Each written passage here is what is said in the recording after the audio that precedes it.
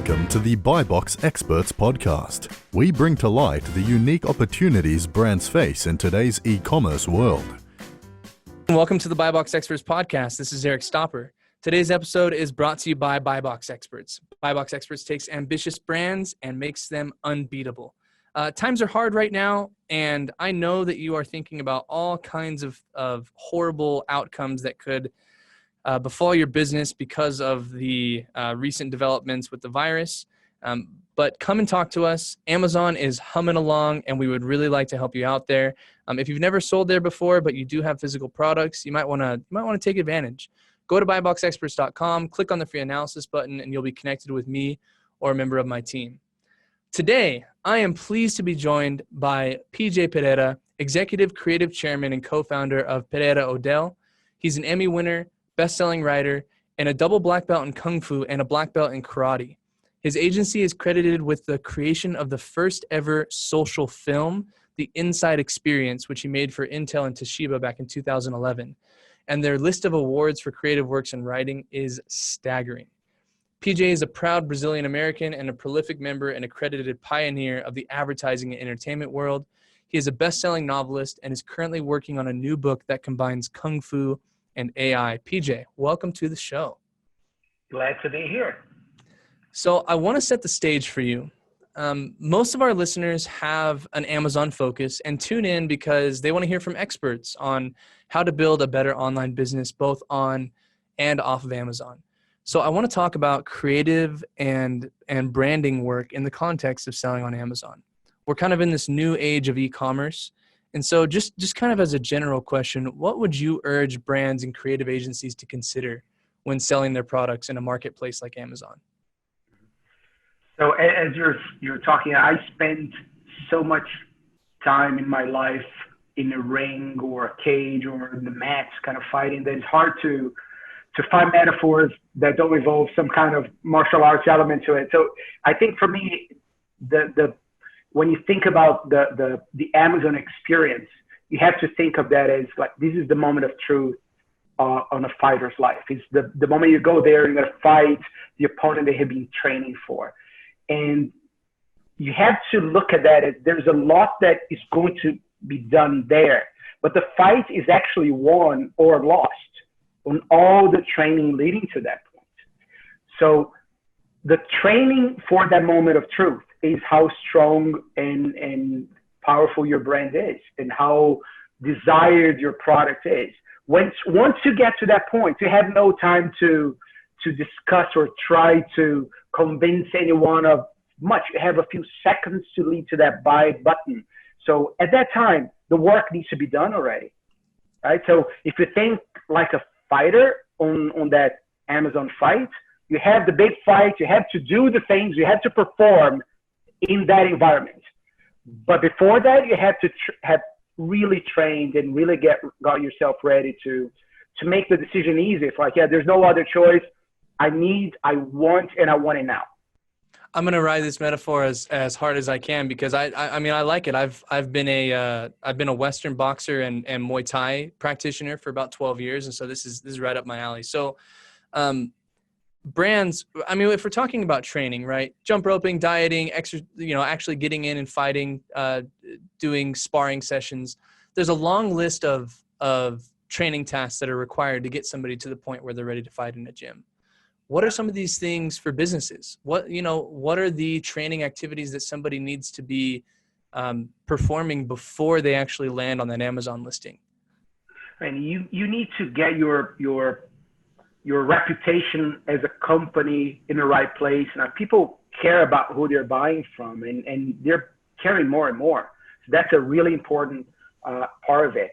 They also care about the products that they're looking at and how and what they say about you as a consumer. If you're seen on the street carrying a specific book or wearing a specific shirt or specific sneakers, whatever you're bringing, whatever you have in your hand, is going to say something about you. That matters for them as well.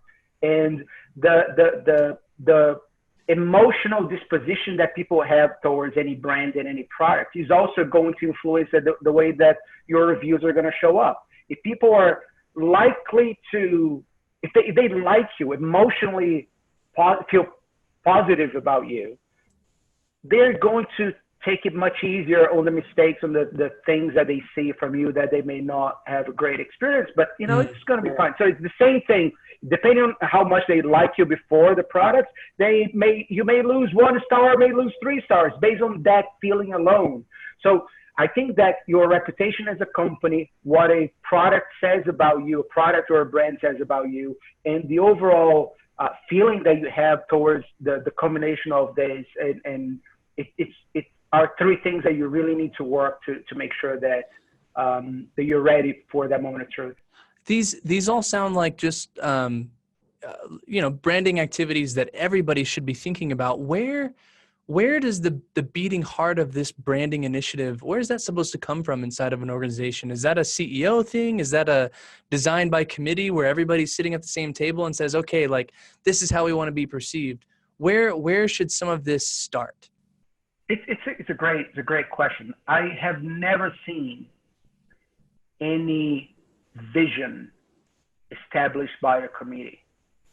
A vision may be multiplied by a group of people, may be amplified by a group of people, but for vision to be established, to be crafted, to be made, you need someone at some point, you're going to need to raise their hand and say, I know the answer, and this is the answer, and this is what we need to do, and say that and put that out in the world with enough power that everyone else around it is going to want to follow, is going to want to join. I think that any creative expression, whether if it's in artistic activities or commercial activities, they need that vision. There's no creativity without vision. And vision requires someone to make that call of like, I think that's it, and convincing everyone to join. And I think both crafting the vision and convincing the vision about the vision are 2 very important parts of this as well, because you need to multiply, but you need that single-mindedness, that perspective that comes from one. If that comes from the founder of the company, if it comes from the engineer who designed it for the product for the first time, or it comes from an ad agency, it does not matter. As long as there is that vision, the vision is what carries. It's not the visionaire. It's the vision that matters. And it sounds like the vision can be birthed, right? And then someone's got to sell it. And the person who births it should probably be one of the people that's consistently selling it to the company. You think that's fair to say? So if the engineer comes up with it, they are always like, yes, like we're always going this direction. Or maybe they shift that to the marketing department, or they shift it to the CEO. What do you think? Yeah, I think it's an important practicality of it. It's not necessarily true from a conceptual standpoint. If a vision is there for the whole time and culturally the company can preserve it, can fight to preserve it, it's great. But the problem is that we are as individuals, the most ambitious individuals also want to leave their mark. So they want to change what has been done in the past. So that tends to lead to a lot of great ideas dying just because there's another generation taking over, wanting to leave their mark and want to change. But I don't think it needs to be, it's less about the level of that person, but more about how you create a system to preserve that. Because once you have a vision stable enough that everyone can elaborate on that, then you can do it. So and that's why you need some specialists working on it, because they can help establish help establish a vision that has longevity. Like an idea like just do it has been out in the world forever, and every time it's done, it's different and it's still powerful, right? The power of dreams that Honda has, it's a very powerful idea that has been there forever. You know, I remember one of my favorite ads of all time is a campaign that ran in the UK for Honda diesel engine. It's a big animation with a little song that is sang and with bunnies and butterflies about can hate be good? What happens if we embrace hate and hate becomes that power that helps us redesign something. And it actually, that idea came from a discussion of the engineers at Honda. And one of them said, I hate the diesel engine. And then his boss said, therefore, you're going to design it. Yeah. Wow. Because the power of hate inspires new ideas as well. But that's all based on this idea of power of dreams. And sometimes a negative dream, the dream of getting rid of something you hate, can lead to awesome products and innovation as well. So if you can understand the essence of those visions, of that perspective, and find a way to leave your mark on the most current execution of it, you're not only doing a better service for the brand and the company that you represent, but you're also showing more maturity and showing more power on your craft and what you do as a creative person, as a marketing person, because continuity is a very important thing. Although we're coming up with different ideas, and finding a thread that connects the past and the future is an essential talent that we need to preserve. And it sounds incredibly difficult too. The whole hyperbolizing pain, right? Like this idea of hate. I think if anybody in an organization sees that something is wrong, and you've tried to stand up in the past and try to create a change, you haven't stood tall enough. You haven't hyperbolized it. You haven't made your case to really change that vision. And your customers will see it when you do. I talk with brands every single day, and it seems like, if I ask them about the vision for their company, the average Amazon seller doesn't really have one a lot of the time. Or if they do have one, it's like, oh yeah, we blah, blah, blah, blah, blah. It's like some statement that they can barely read off. And so I think that's really compelling. In terms of like the translating that vision into creative elements, I think that people struggle really heavily with this, right? We have this grand vision, we have this emotion that we want to achieve. But then when we hire a creative agency and they build something for us based off of our description, sometimes we don't like it, right? What kind of ways can we, what kind of tactics can we use to make sure that the vision gets translated to actual tangible artifacts of that vision that we can use to sell to our customers? Yeah, this is the $10 million question, right? Like, how do you get people with creative intentions and ambitions to align and collaborate? And execute, yeah. Yeah, right. So for me, it all comes down to finding a way to get everyone in the room agreeing with that central vision. And if there's some things that we're not going to change. And these are agreeing on what's not going to change and agreeing on what you're going to do next. Because there are two possible big mistakes that you can make when you get ambitious creative people in a room. One is, let's redo everything that has been done because nothing that is not coming from our mouth is worth speaking. Right, it's worth listening to, right? Not designed here syndrome, yeah. Yeah. And there's the other side of that. It's like, yeah, I'm holding something so precious that I just I don't need to push it. I need to preserve it. There's a balance on how to create that. And on entertainment, you see that a lot. There's a lot of most movies that are sequels, they suck, but there's some that are wonderful. Mm-hmm. I talk to my friends in entertainment, especially the ones on TV that work with TV. They say that they don't get how advertising works, that if we do a campaign, it is absolutely brilliant. The next year, they have to redo everything from scratch and nothing holds. There's not the idea of seasons in advertising. It's like, what the hell is that? Like fatigue, right? Ad fatigue. Yeah, you found something amazing. Do a second season that takes that energy and pushes forward. But we can't feel like, we have to reinvent everything every time. But I'll tell you, the secret is a lot of times, this is a not invented here syndrome. It's someone trying to show work. It's like, okay, I'm going to redo it because it's my way to leave my mark. It comes to insecurity. I think if you're talking to people that are mature enough, that have done things enough and understand, the value of the past, in terms of propelling the future. I think you can find the right balance in what comes from the past that can put you in a better place for the future, because authenticity and realness and honesty matters a lot for consumers. So the more you can grab and leverage from your past, the better and the more solid your statements are going to be. So that I want to roll into kind of another idea specific to Amazon on that note. So Amazon has started allowing sellers to use video in their advertisements and listings. And there are basically 3 types of videos. The first one is like infomercial style. It has 0 legacy. It's like, here's the information about the product, do you want it or not? And then there's like the product feature benefit, almost like just like a highlight video where someone's hands are using the product, or maybe there's a smiling face in it.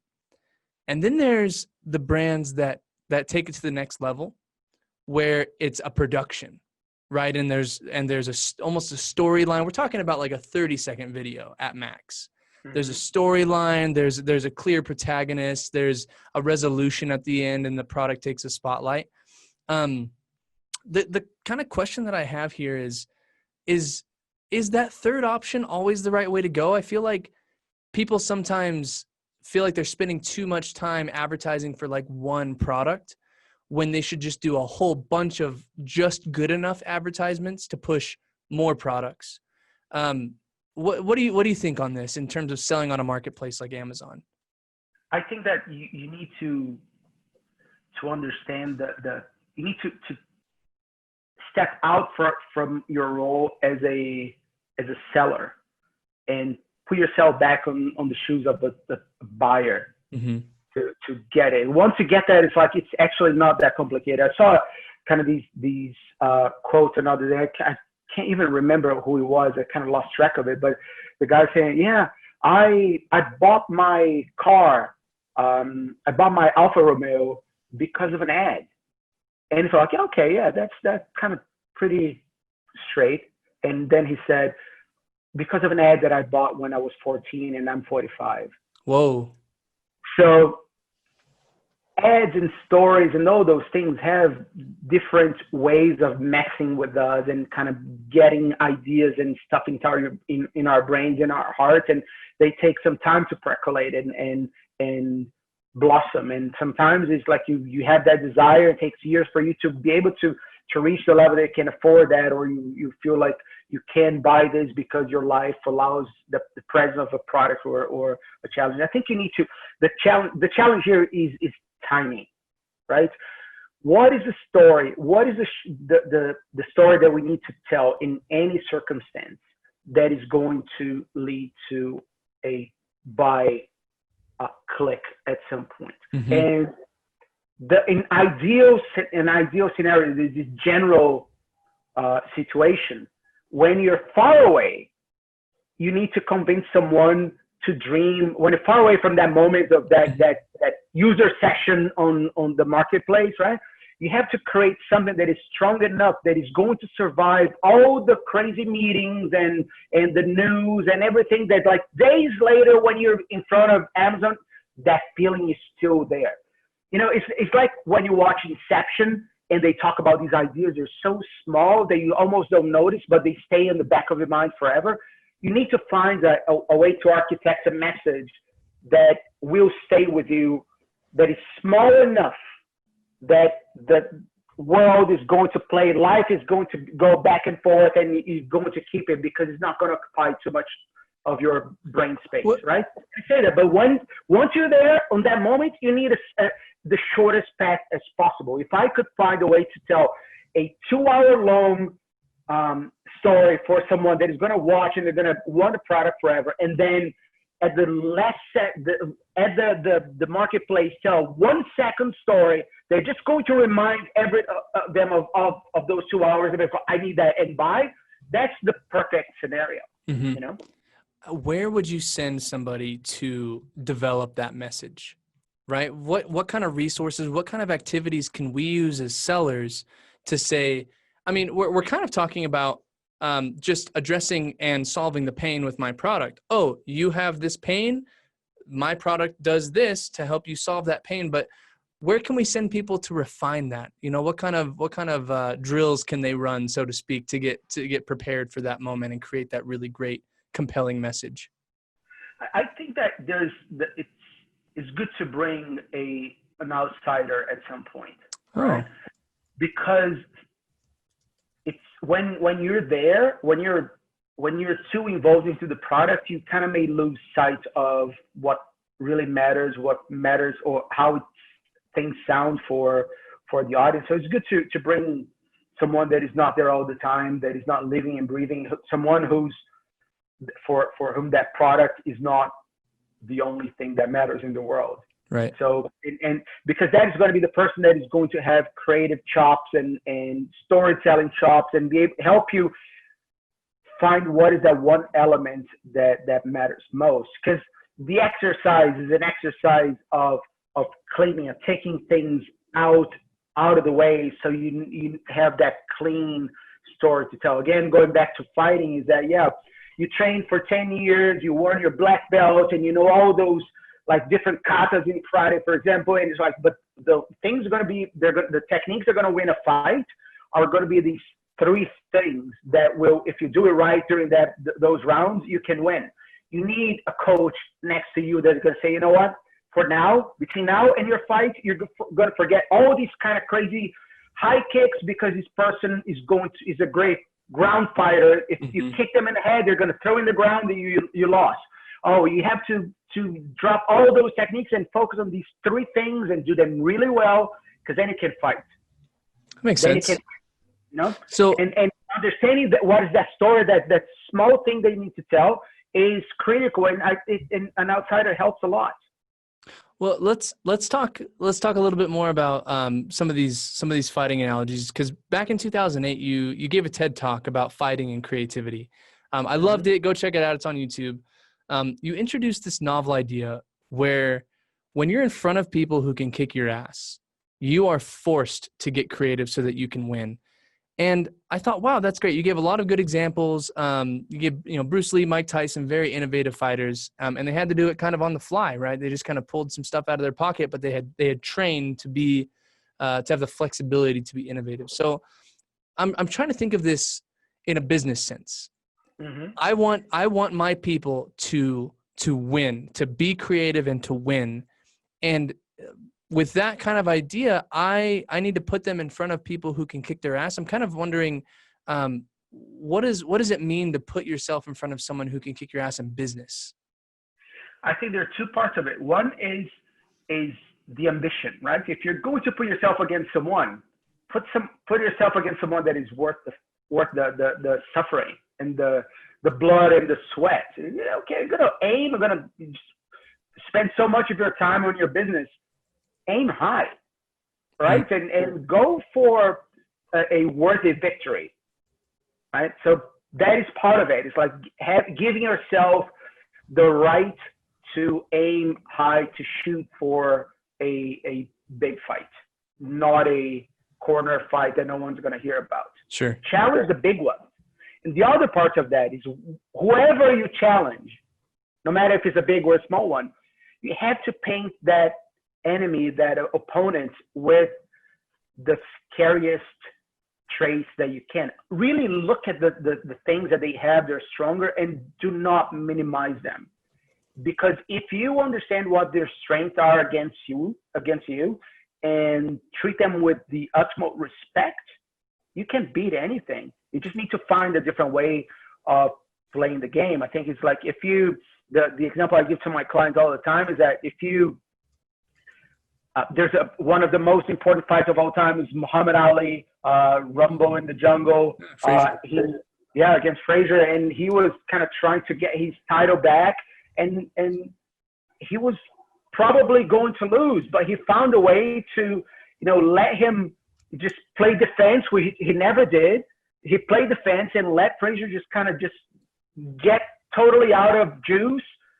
And once he got out of juice, then Ali just went there and kind of finished the fight, because he saw that guy's super strong, but he has one weakness, that he puts all his energy in every blow. Strong. Yeah. So I'm going to train everything. I need I need to understand that I cannot beat him if I allow him to play his game. So I need to get him to, as quickly as possible, run out of energy, because until he has energy, every punch that I hit, he's going to hit me with a stronger one. So I need to kind of protect, go against the rope and let him do it and let the rope absorb some of it.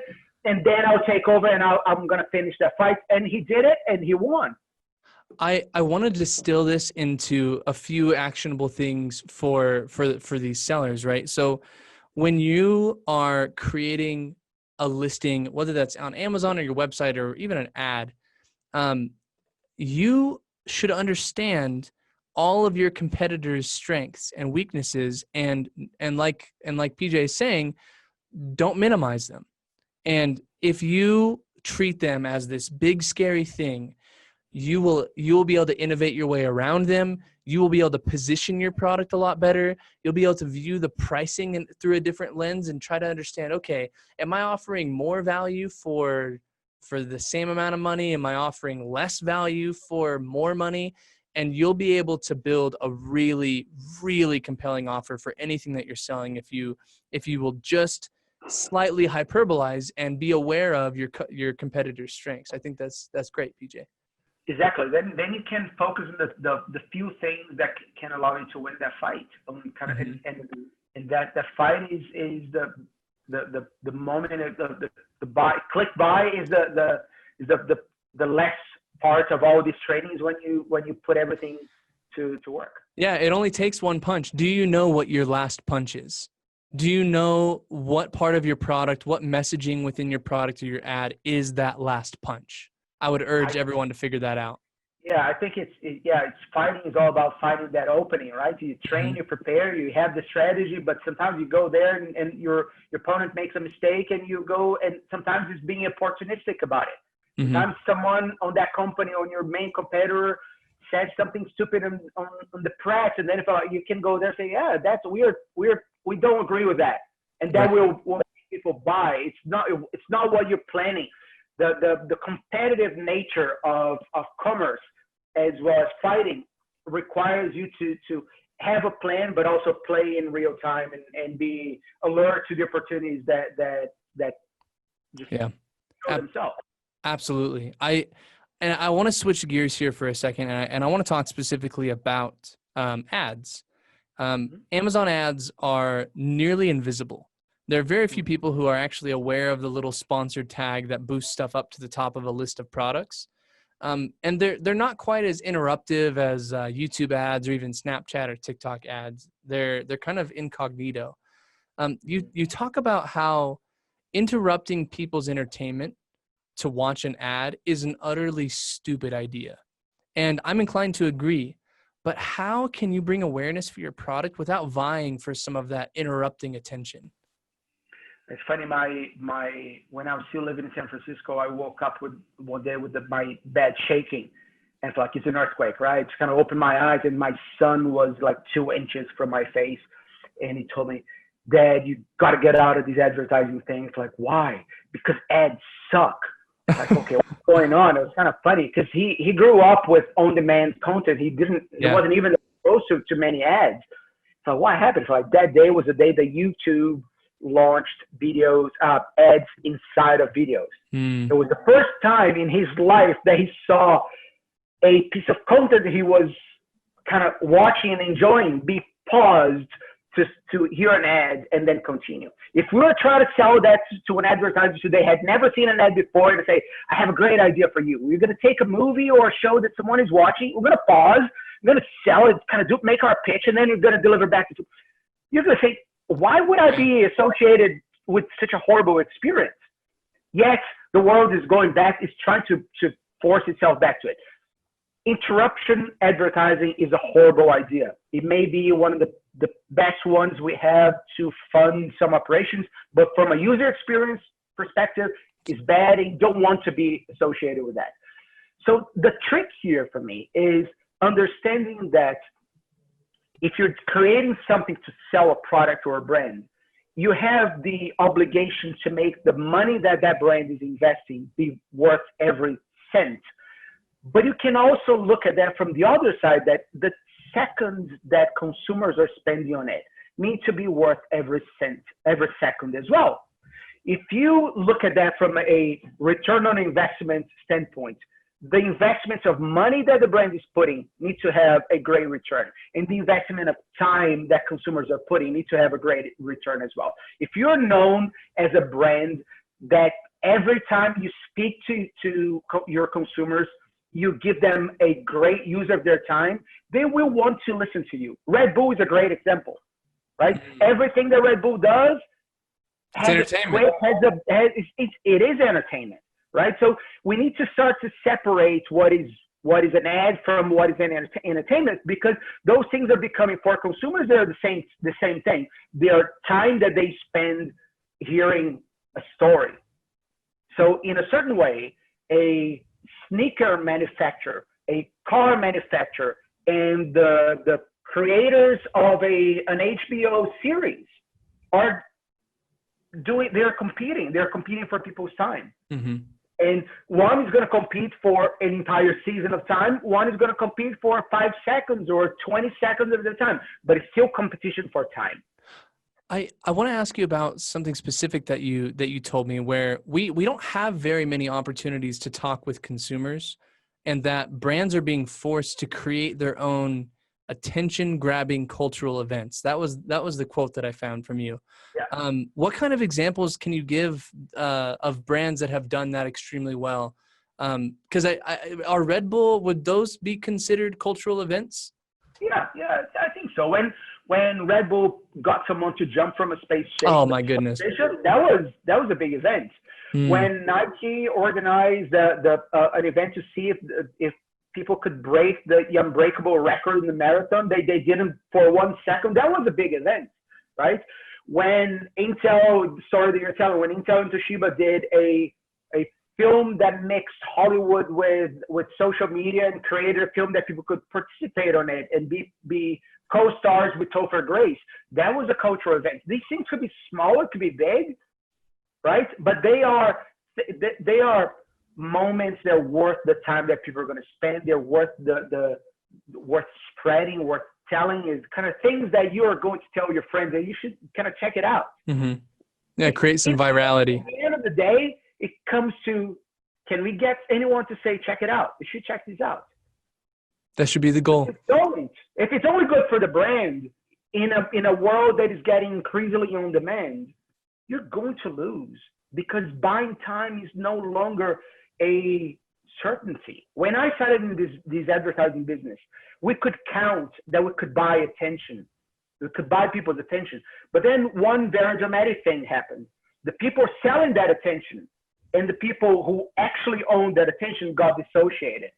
Now we as consumers own our own attention. We can choose exactly where we're going to identify. No one's going to sell me my freaking attention. I'm the owner of it, and I'm going to decide where I'm going to spend every second of my life.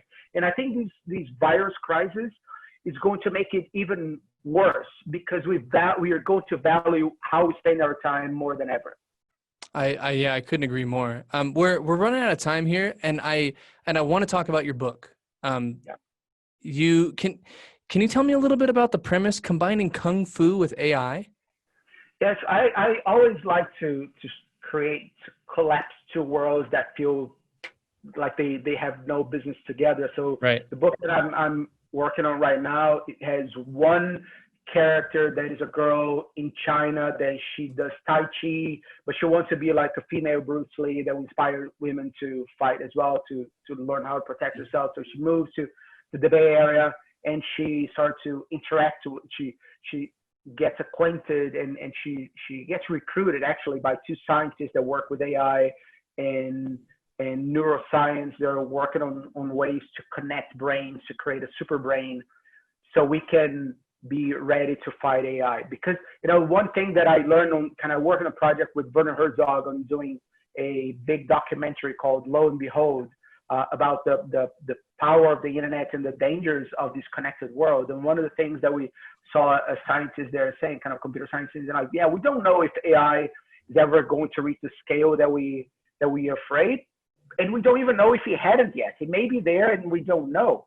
The problem with AI as the mythical AI, that the villain that we all talk about, is that it's infinitely scalable in theory. And our brains are more powerful than it right now, but it's not scalable. So the moment that they reach our level, we can't. So this is a story of a scientist and a fighter trying to learn from each other to find a way to scale our brains to be able to fight AI once the threat is really there.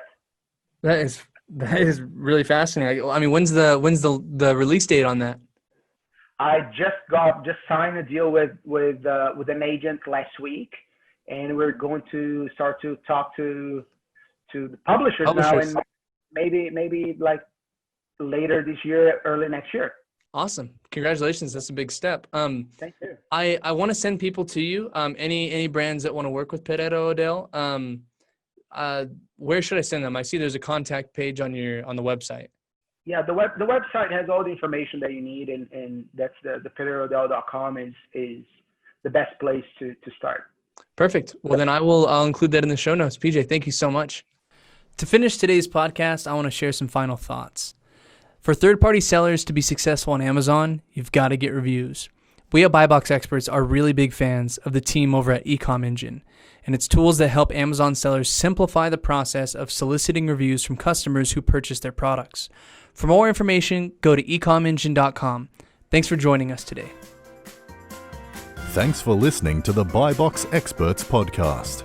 Be sure to click subscribe, check us out on the web, and we'll see you next time.